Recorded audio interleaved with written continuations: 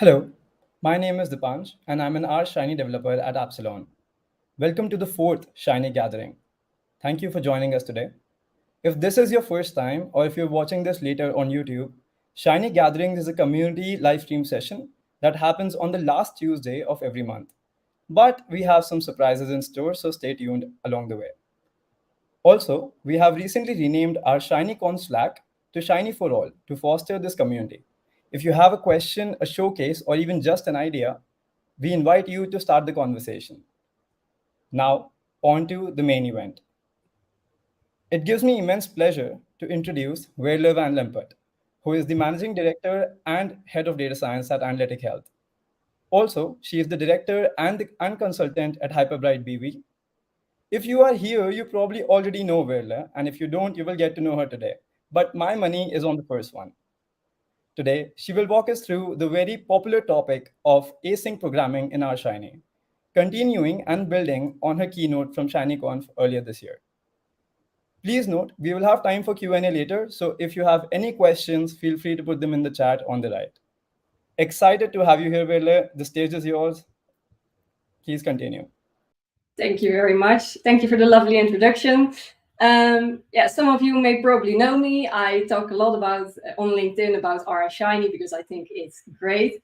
And today I'm going to talk about async programming.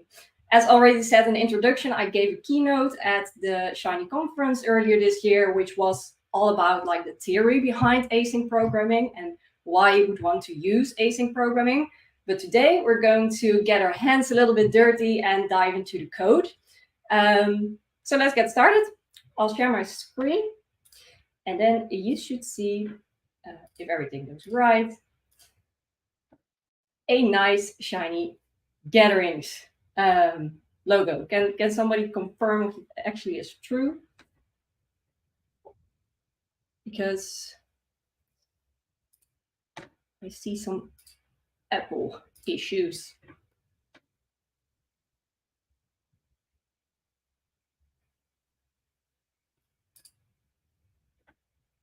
Sorry, can somebody confirm if they can see my screen or not?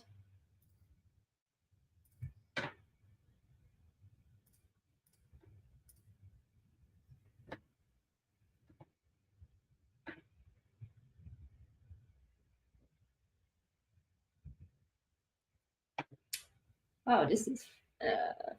you'll always see the technology fails on you when you need it.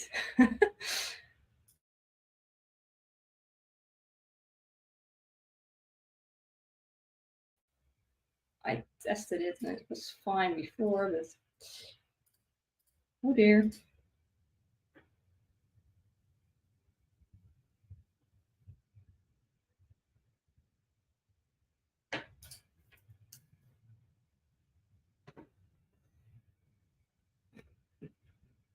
I actually think I need to quickly restart Chrome. Can you maybe come back and keep the audience busy while I'm doing that? Yeah. So maybe while Veerle gets set up with the Mac permissions, I think Mac always does this in the end. So maybe what we can do is have some discussion going on in chat. What if you watched ShinyConf earlier this year? What was your highlight from that? And if not, what would you like to see us bring again next time around?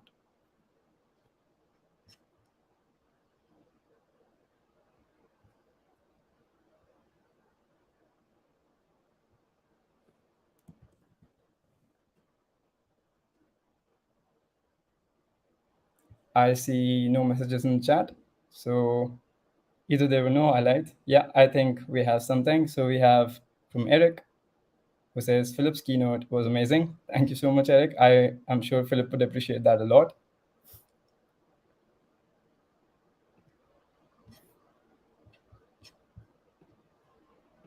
Sure. And let's try again. Yeah. Hello again. Hopefully it goes all right now. This is mainly because Mac only wants to use StreamYard on Chrome, and Chrome they don't like each other, so it seems. Well, I did this before. It still says the same, honestly. But I could try Safari. Perhaps, but that doesn't work. I think StreamYard only works in Chrome. Right.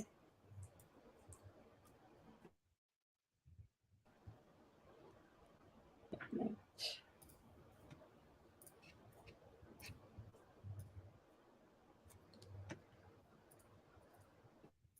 If you want to give Safari a shot, maybe we could do that if you want. Or Yeah, Safari yeah. doesn't support StreamYard. All right.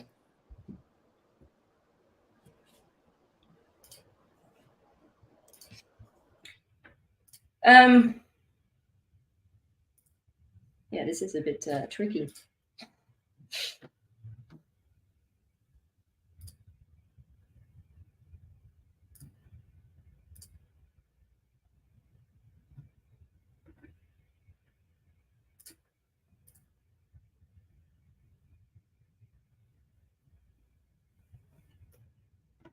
The thing that I can do for now is upload my slides.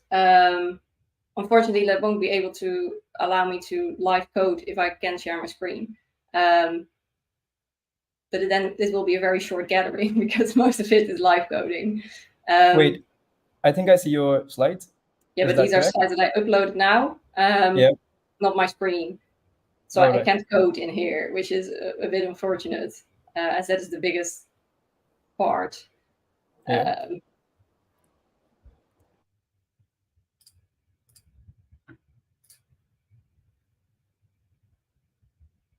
Yeah. I think for now, because people are waiting, let's just work with this. And then hopefully, magically, in a couple of minutes, this will automatically be solved and we can do some coding. Anyway, today I'm going to talk about unlocking performance and responsiveness, basically what you're all here for, async programming in Shiny. So on the program is a short intro, which we already had. I think we had enough intro with computer issues. Then what is asynchronous programming about? A very short recap if you weren't at the Shiny conference. Then we're going to talk about how you implement it in Shiny. And if the computer allows us, we're going to code as well. And we have time for questions afterwards. So we all love building Shiny apps. That's why we're here today, and you're probably listening in.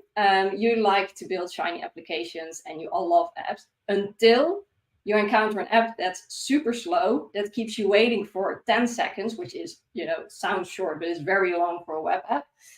And you're just annoyed with trying to use the app. As soon as you have to wait a couple of seconds, you are getting distracted by something else. That's today's society. And you will just abandon the app and you will not use it. So let's use some facts to kind of help with why speed is so important. So there has been a lot of research as to why speed of apps is so important and what you can actually lose if you have slow apps. So one of the striking facts is that if a site or a web page or whatever takes longer than 3 seconds to load, 53% of mobile users will abandon the site. And if it takes more than 5 seconds to load, the abandonment rate jumps to 90%. So I was talking about 10 seconds here, but by 10 seconds, I have no users left on my app, not a single one of them. Another striking fact is that if you even have 1 second delay in a page load time, there is a lot of decrease in conversions, in customer satisfaction, and in page views. So if you're developing an app that has slow or is stalling or is unresponsive, that is going to cost you one way or another. It's going to cost you user engagement and user satisfaction. And in the end, it will lead to people not using your apps. So speed matters. And we all love speedy apps. And now I hear you thinking, oh, async programming is going to make my app super fast. I have to give a disclaimer with that, because async programming is not about speeding up your code. If you have a function that takes 5 seconds to run, that function will still run 5 seconds, even though it's asynchronously. So it's not a magic tool to make your code run faster in any way. It's a tool to make sure that you can run tasks in a way that they don't interfere with each other and that they can be executed at the same time. And I have a visual later that will make that more clear. So, hello asynchronous programming. Yes, you can use it in some cases to make your app load faster, for example, or execute things faster, but it is not a magic pill that you can just hand over to your app and then code is going to execute faster in any way. So speed matters. Async programming is a tool to make sure that you can speed up your app, but it's definitely not the only answer that's out there. So what is asynchronous programming? Also, my slides look a bit off here because I uploaded them now, but don't mind it. Let's first start with the difference between synchronous programming and asynchronous programming. So let's say that you have an app, and this app has, in this case, 4 tasks. All these tasks take a certain amount of time, 5 seconds, 4 seconds, another one of 5 seconds, etc. If you have a synchronous app, which by default is every RShiny app, it executes tasks in a queue, so synchronously, it will mean that the total amount of time to execute these 4 tasks will be 17 seconds, because first it's going to do the 5-second task. When it's finished, it's going to start with the 4-second task and so forth. So it's going to take 17 seconds to execute all these things. This even becomes more of an issue when you have 4 different users using the app. So you can have 1 different user which just does, 4 things after each other, and then he or she has to wait 5 seconds, and then 4 seconds, and then 3 seconds, because he or she is doing things in the app. But if you have, let's say, multiple users on a single session, so multiple connections per session, in this case, 4 different people, it means that if person A hits the button for a task for 5 seconds, and at the same time, user B, the second person, hits a button to run the task for 4 seconds, this second user has to wait 5 seconds plus 4 seconds. So in total, this second person is waiting 9 seconds while running only a task that was, worth 4 seconds. So this 5 seconds in the eyes of the second user is a complete waste of time. And you can even imagine for this last person, there's a really shitty position to be in, because this last person has to wait 5 seconds plus 4 seconds plus 3 seconds, and then yet another 5 seconds for his or her own task. And we saw the facts about, speed matters for your apps. If this 4th person has to wait that amount of time for the app to do something, they will not use it again. So we want to do that smarter. We want to do that asynchronously, because what if we don't have to execute everything after each other, but what if we can execute everything at the same time? That means that instead of all those seconds that we previously had to wait, we now only have to wait for everything to be loaded 5 seconds, namely the length of the longest task that is there. So in this scenario, we will do 4 tasks at the same time. We start them at the same time, and they run and they finish, and then in total the time is less shorter. Well, all makes sense. In the case of these 4 different users, you will see now that the 4th person still has to wait 5 seconds, which you might seem long, but that doesn't matter. Instead of all those 17 seconds that this 4th person had to wait, it's now brought down to 5. So in the eyes of the 4th user, the app is definitely so much faster, but the task, and you see that the task doesn't shrink magically from 5 seconds to 2 seconds or whatsoever. So you have to understand that it's basically a pre-organizing of tasks into a computer system. Instead of doing them all after each other, you're going to do them at the same time. So basically, as I said, R by default is a single-threaded mechanism that runs tasks after each other in a queue. So you will see that when you run a Shiny app as well, and you pay attention to what is actually printed out on the console, for example, it's just one thing after each other. And if you have, especially in the case if you have multiple connections per session, so if you allow, let's say, 5, 10, 20 people on one single R session to play with your app, then they have to wait very long for results just because other users are doing stuff. And this person doesn't know there are other users. So for this person, it's a very annoying thing. And that's why we need asynchronous execution. So when do you use async programming? Because in some cases, it's not worthwhile to set up an async system to do a task that takes 1 second and execute it somewhere else. There's no point. But async programming can make a real difference if you have any input-output needs. So if you need to read in large amounts of data, or if you need to call an API to fetch your data, or if you need to run a model whatsoever, then it can be beneficial, because normally these tasks do take 5 seconds, which is a long time. So you want to execute them async. Also, if you have CPU-bound needs, so if you, and that's what kind of was referring to with the machine learning model, if your code is performing what we call expensive calculation, so basically it's running for a long time because it has to do very difficult stuff, then async programming can also be the answer. So how do we do that in Shiny? Multiple ways. I have a repo up with async Shiny examples. And in this repo, we can see all the different examples related to all these packages that I'm mentioning here.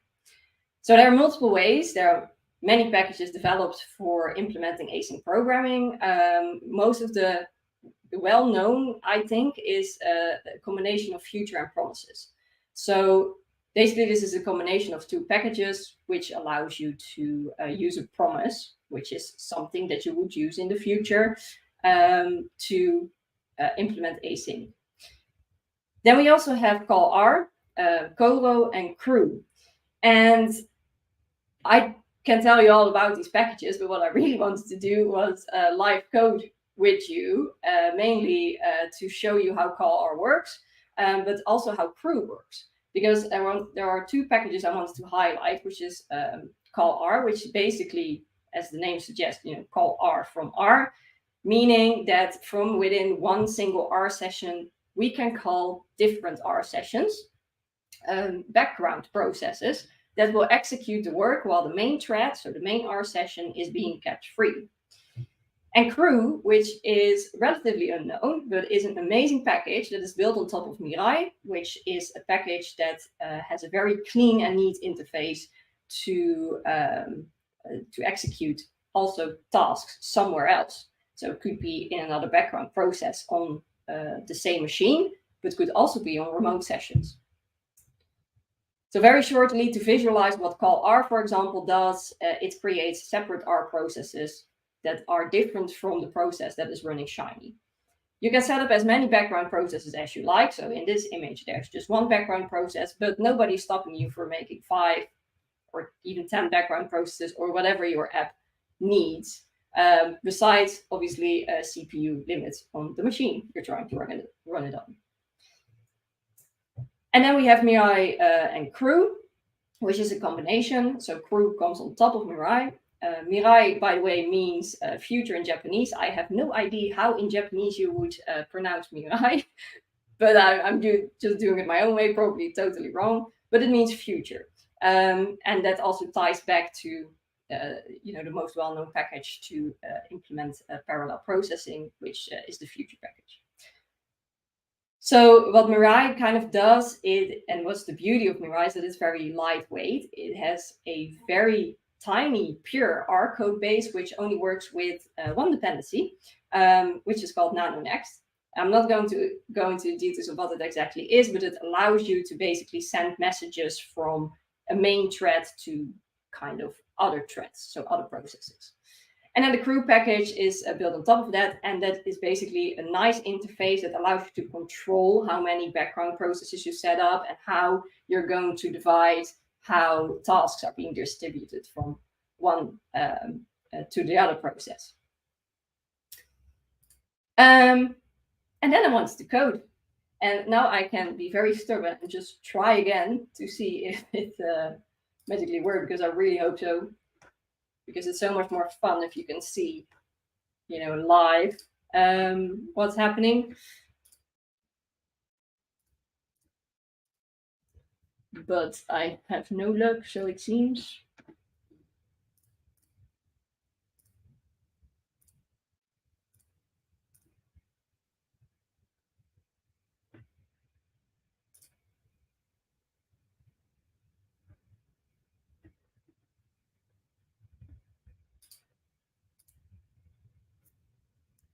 Let's try again. Maybe I.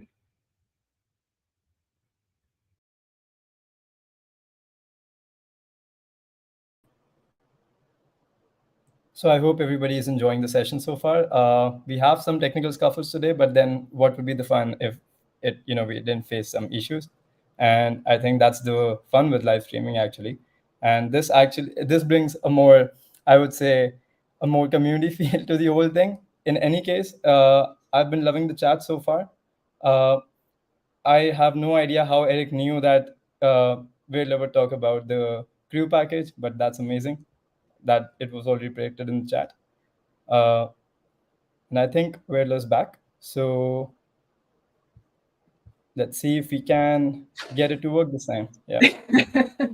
I love my Mac OS system because it just magically stops Chrome. Like, oh, just. But I heard you quickly talking about it, that somebody knew I was going to talk about the crew package, just because I've been spamming LinkedIn about it the last week or so. Because I just think it's amazing. Yeah. And that's what I really want to show you, because it is it's a really cool package that I didn't heard of before. So let's see. Yeah, sorry guys, it's just not working. I can't share screen. So All right. In that case, what would you suggest? Do we have it? Were you over with the slides? Are we done with the slides in that case? yeah, Do we because have the most part was coding. the coding? Yeah. Yeah, it keeps saying, yeah, check Google Chrome to allow system preferences. I did that. Then it says restart Chrome. I did that twice.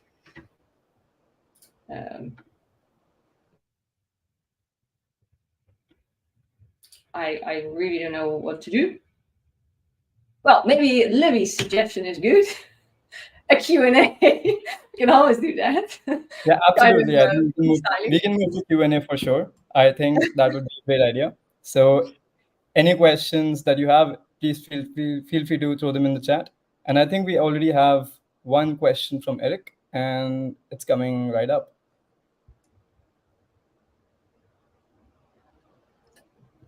Curious if you've had any issues with using async processing and shiny bookmarkable state. I haven't experienced it yet, because the main thing that I'm using async programming for to date is, let's say we load an application and that application is quite data heavy. So on startup, all kinds of data gets loaded in the background, which makes the startup time of such an app a very long time.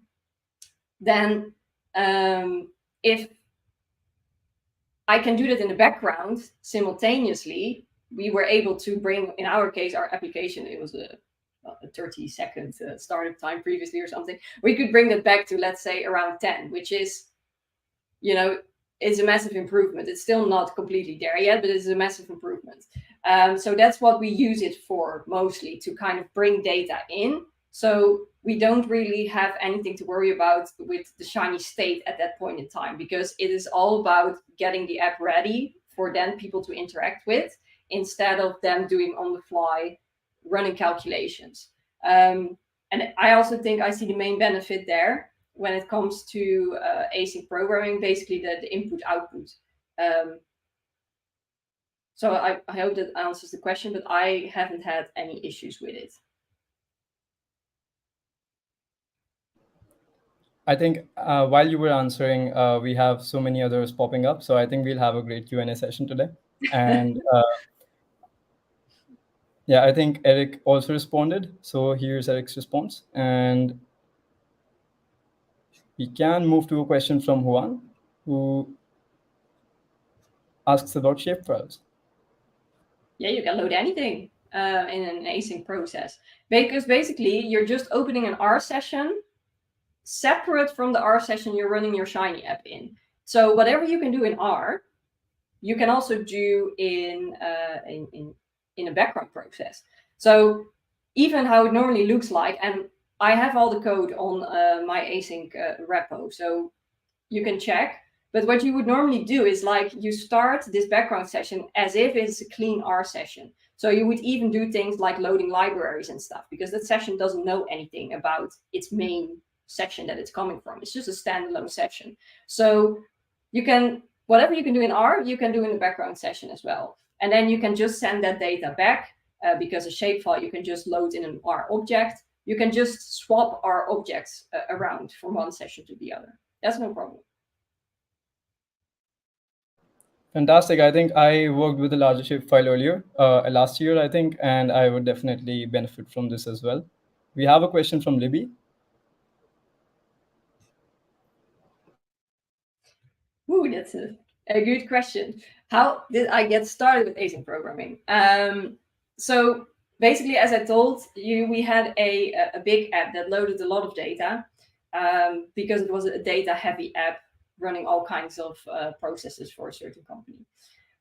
And those data sets were huge because it was all about sales volumes from the last 48 months that needs to be in there for each individual product, for each individual customer. So it took a very long time actually to read in that data and be able to, in the app, quickly subset it. Because you could say, oh yeah, then you just request data on the fly, But our users in specific wanted to see within seconds, their whole product portfolio. But then a second later, they wanted to see this tiny little product for this single customer. So the data just needed to be there to make all that quick. We didn't want to wait for graphs and stuff to refresh 3 seconds. No, the filtering should happen, split seconds. So we wanted to read in a lot of data. And then, because we didn't know about async programming in time, that happened all after each other. So imagine that you hit the run app button, when you run a Shiny app, and then have to wait, 40 seconds or something for the app to be actually there. That's just unacceptable. And then we were looking into ways, how can we speed that up? Because it's kind of nonsense, right? That we need to call a data set and wait such a long time, then retrieve another data set. And we've done all the things possible with, making the data size smaller and only read in what you need and all those standard best practices. And then we found out about Callr, which allowed you to, do that at the same time. So we could, retrieve dataset A and B at the same time. And that saved us so much time, just that we could do things now in parallel. And our startup time actually became, a decent startup time for an app like that. So, and the discovery process was a bit, well, there were some roadblocks because it's a different way of thinking, because you are spinning up other processes and you need to manage them. You need also a way to check constantly, is this process already finished, depending on what method you choose. For example, Crew does that perfectly out of the box. It's a manager, basically, of processes. It checks when the processes are finished, when the data is ready, and etc. But in the case of Callr, there needs to be some manual work around it, like checking when the process is finished, then retrieving the data, then make sure the main thread can access the data. And this way of thinking, you constantly need to think, okay, I'm going to fetch data. It's not there yet. In the meantime, my app is going to happily continue. So I have to wait for certain things now. And while I'm waiting, I can't access this object yet. So there's a different timing perspective that you're going to think about. It's not from A to B to C. No, it can be A to W to M. It's a bit all over the place, and you need to have some code around it to manage all of that. So it was a bit it's daunting, and I can imagine that for a lot of people it also sounds very daunting. But that's also because personally, if you look up async programming in Shiny, just on Google, you end up with promises and future. And although I love the work that the guys and developers on these packages have done, they already say so in their own documentation, look, it's a bit difficult. So that's not very encouraging, if you read that. Then you're like, oh, shit, it's difficult. Now I have to do it. And then the documentation is also pretty difficult. And then you're like, async programming, I don't get it. It's too difficult. But that's what I'm hoping to achieve also with this repo. These are simple apps that you and I can understand. Simply copy, use as a boilerplate, and then start with it with all these kind of different packages. And if you don't like the look of Future and Promises or Coro or Callr, you try a different one. It's also a bit of personal preference. Some packages may seem very intuitive and you're like, I get that. I get that syntax. I get how they're writing that. And other packages you're like, what they're doing here, that's kind of magic. Not sure what's happening here. So by building all these examples with all the different things, I hope to make, you guys also encouraged to, get into it and kind of convince you that it's not that hard. Fantastic. I think that even though we couldn't get the live coding, I think the repo would definitely be helpful to the community. Thank you so much for setting that up. And I do agree, that we have so many packages now. This is amazing. That there is something for each person, the kind of code that they would understand. And we have a question that actually has two takers, which goes here. And this is from Andres, and Michael has also shown interest in this question. So we can move the on. Implications on memory usage for Shiny apps. Do you have any tips for Shiny developers looking to optimize apps? So obviously, when an R session takes up memory, a plain R session, by simply starting up R, takes up memory on your computer. So as I already said, you can think you can set up 50 background processes, but that depends really on the machine you're trying it on, because at some point your computer or your server or whatever you're running this on might say, no, not going to do that, it's too much. So you do need to be aware of that. And if you are going to, let's say, move data back and forth from the main thread to the child, the children, or the sub-processes, that's also costing, CPU memory usage. So you need to be a bit careful what you're doing there. It's not like that you can, load a very big database in this background process and then expect to not impact the memory of your Shiny app, because your Shiny app is tied to that sub-process. So memory will drastically increase. Then there's also a thing called garbage collection, because there's always some trace that these background processes leave in terms of memory. So you need to be very aware that if you have processes, let's say on startup, and you're sure you don't need them later on, that you wipe them clean and that you clean them up. And that's normally why you use things like garbage collection, they call it then, to make sure that no trace is left of that child process that was there, because that is only eating, useless memory. As far as tips, like with memory usage, really be mindful about what you need in the app and what you don't. And this could be simple things as, if you're reading in a data set, are you using all the columns that you just read in, or can you drop a column? And do you need this object only once, or can you remove this object once you're done with it? So can you use functions like rm to remove things from your memory or stuff like that? So that is, that's my tip. So the considerations for optimization are pretty much the same, as you mentioned. Just the things that we would do normally, we would also do for these separate threads in the same way.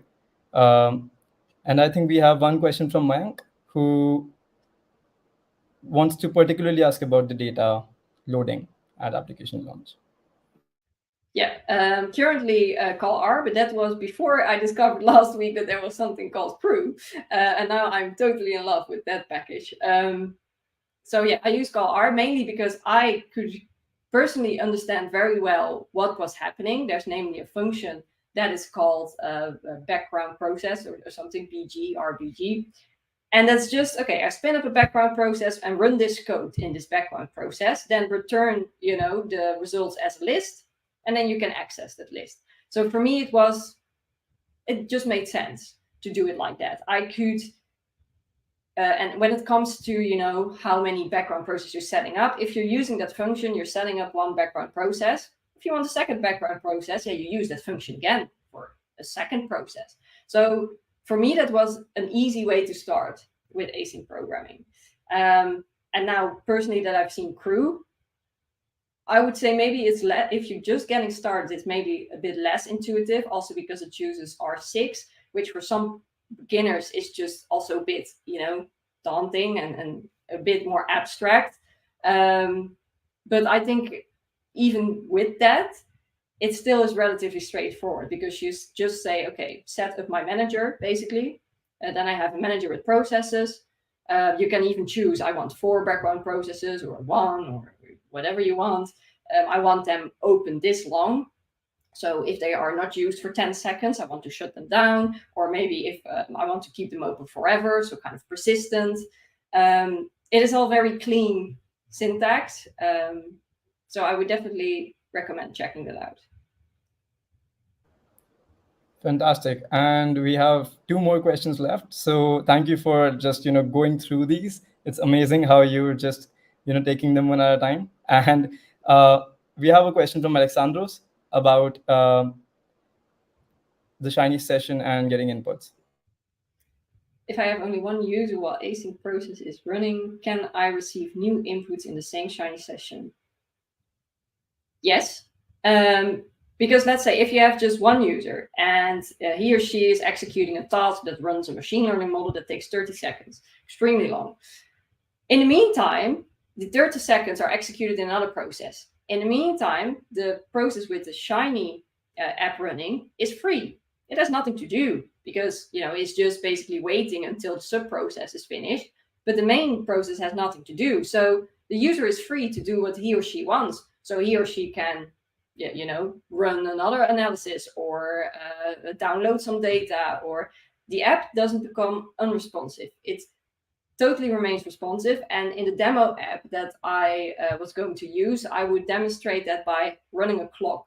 So I would run a clock which updates every 1 second.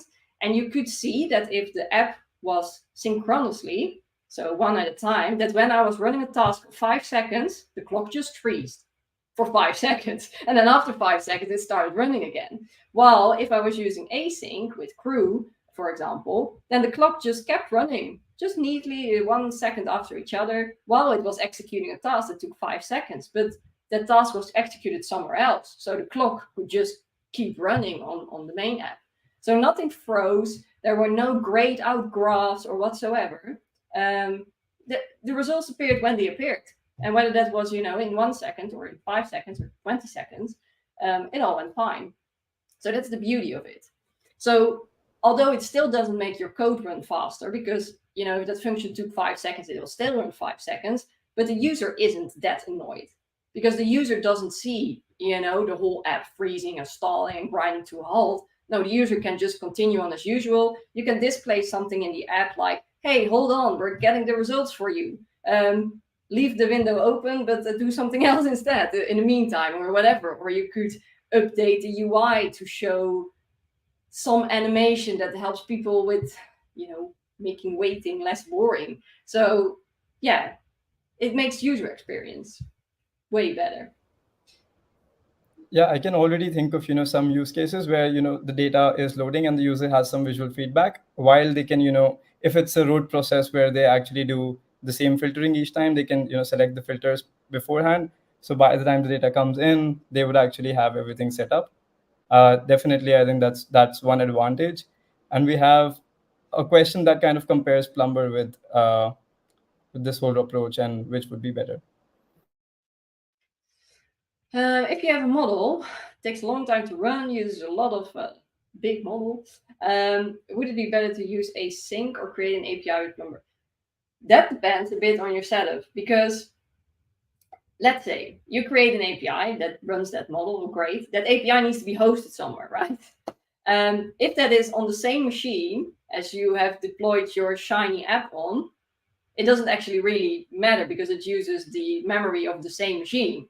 So then you might as well do it as async, although from the perspective of, keeping things small and keeping things separated, instead of building one big app that does everything, might be nice to use, kind of a microservice approach where you just have a separate code base for, let's say, your API and your model. But that's another conversation. It doesn't matter if you run that model through an API or async on another location, because both a Plumber API, for example, run on our process. And that our process is, on when you call that API, or you do it async, which calls another R process and runs that code. It's basically, it doesn't really matter if you're doing it on the same machine. The story changes if you have that API deployed on a different server. Then obviously that server is busy and is consuming a resource in the CPU. But that doesn't matter for the Shiny app because it's on a different machine, so it doesn't get affected. So then it would be beneficial. But that all depends a bit on your IT infrastructure. Do you have just one deployment server, or do you have a whole cluster with all kinds of different machines hanging together? That depends. And I know I said only 2 questions, but then another one popped up towards the end while you were answering that one. So that's just the last question now from Juan. Is there advice for using async programming when you make an app using modules? It doesn't really matter, because whether you're using a normal Shiny app, a Rhino app, a Golem app, I don't like Golem. I'm more a Rhino girl these days. No, not. I never liked Golem, but because it's a package. But that's another conversation again. Rhino, there's no difference really. If you have an app in modules, or if you have a standard Shiny app which just runs, histogram or bar plot or whatever the standard app does, you can implement it. So that's not depending on modules or whatsoever. The only thing that you need to be aware of is, of course, if you're using modules and you want to pass data along to use in these sub-processes again. So these sub-processes are basically dumb. They don't know anything. They are clean R processes. They have no knowledge of what's happening in the main thread. So you need to pass that on every single time. And of course, if you're working with modules, then no matter if you're using async programming or not, you need to find a way to share data between modules. There are many ways to do that, and that's a totally different topic, but that could be the only challenging thing. But as far as it goes for async, it doesn't matter. And I think we're done with all the questions. Thank you for being such a great sport, Veerle. And you're a champ just to brave through all those questions like that, rapid fire. I really appreciate I'm obviously gutted that we didn't get the live coding in, because it was just really fun, and I'm so sorry that Mac is. I think it's like, as we discussed earlier, I think it's just the live coding curse strikes again. So we can just chalk it up to that and just call it a day. So I don't think that's a problem at all. It was a great session, and I think we have so many nuggets here, and I think we got so much to learn from all these questions and your presentation. I think this was just amazing, regardless. Thank you very much. Well, thank you for the people who are actually still here and who supported me through this. And do take a look at the repo, because I can assure you there is code. So for all those people that are now eagerly wanting to program asynchronously in Shiny, just head over to the repo. I think we're going to put it in the comments as well, if we can, and then get it started and just try it out. And I'm also looking for contributors, by the way, on that repo. So if you see that you're missing a package there, or if you know of a way of asynchronous programming that is not there yet, please reach out or open a PR, and then we can make this repo awesome. Exactly the kind of community effort we would want to come out of Shiny gatherings. So I think that just fits right in. And I really appreciate you taking time again. Thank you so much, Veerle. Thank you so much. Have a nice evening or a nice day, depending on where you are. All right. Bye-bye. So thank you so much for bearing with us, everyone, today. I think we had some scuffles, but we managed, and I really appreciate Veerle and all of you for staying so far. Remember, we do every one of these gatherings the last Tuesday of each month, usually, but there are surprises. So, just stay tuned and stay curious. All right.